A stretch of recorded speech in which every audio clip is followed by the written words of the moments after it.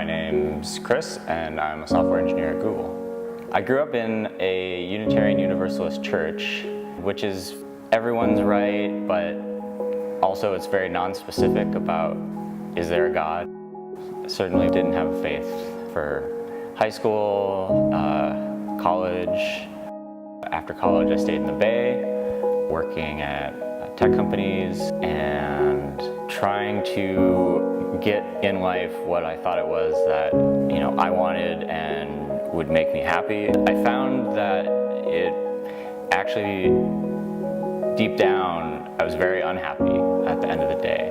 I remember saying to somebody after the first couple months of working at Google, there are a lot of Christians at Google, and that was different than anywhere I'd ever worked before, and it stood out to me. One day I was working in my apartment on the weekend and cleaning up some things. I remember looking out and just kind of being overwhelmed for a moment with how beautiful and incredibly unlikely all of existence is without God.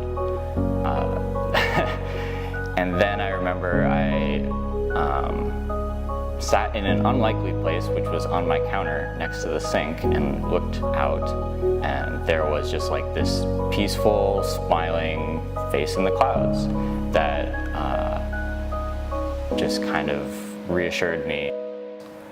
A few weeks later, I started reading the Bible from the beginning.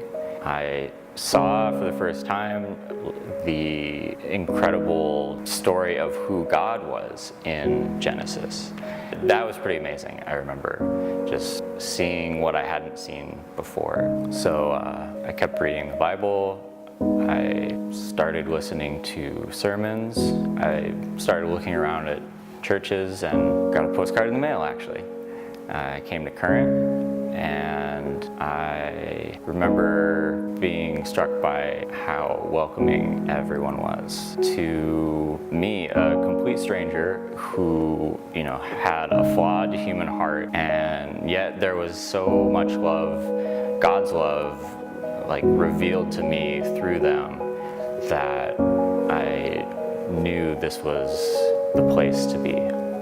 I had to wrestle with some questions that came up in my mind as I was reading the Bible, and as I was thinking, well, I really believe in this, but what about this and what about that? And so I'd look into those questions week after week.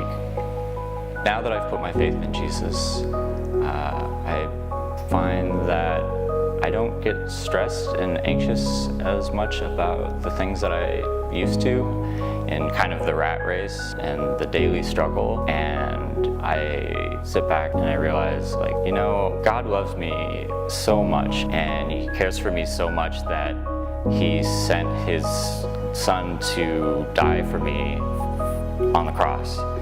And there's real peace in that. I'd been thinking more and more about what I could do to be an envoy or a light in the world. I'd like to do more, but it's always kind of an ongoing work in progress. At least my life clearly is.